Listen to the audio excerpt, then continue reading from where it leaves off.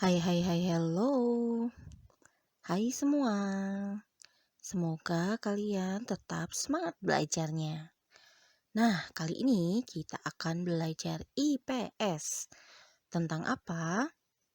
Kali ini kita akan belajar tentang pertanian dan peternakan. Seperti apa materinya? Yuk kita simak baik-baik. Kita lanjut ke materinya. Bisakah kalian menebak kegiatan apa saja yang paling banyak dilakukan oleh masyarakat Indonesia?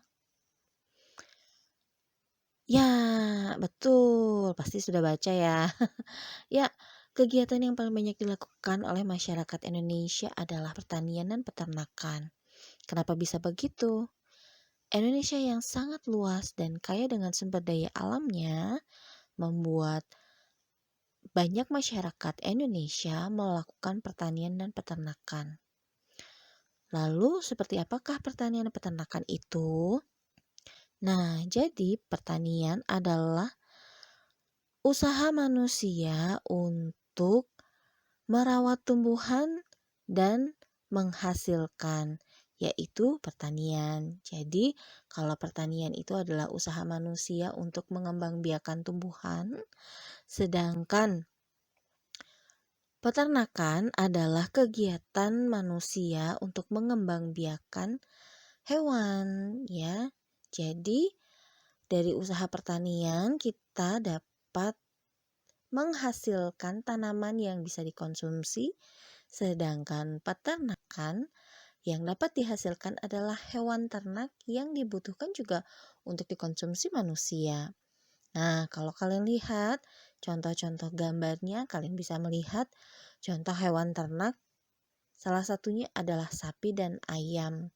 Kemudian untuk pertanian, kalian juga bisa melihat contohnya ada tanaman seperti tanaman cabai, bisa juga sayur mayur, buah-buahan, dan lain-lain.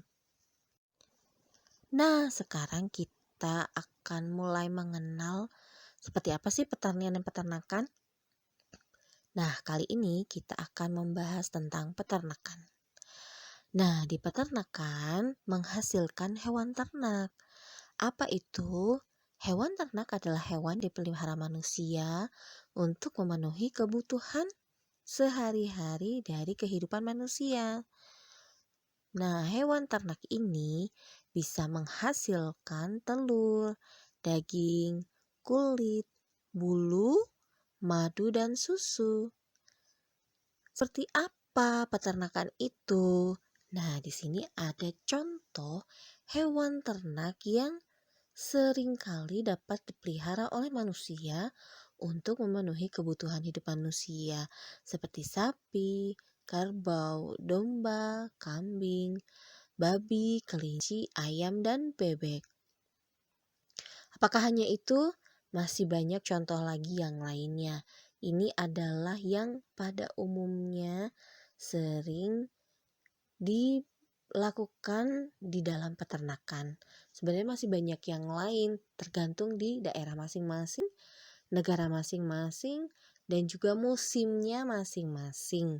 Nah, kalau kalian lihat contoh gambarnya, kita bisa melihat ada telur, daging, dan susu.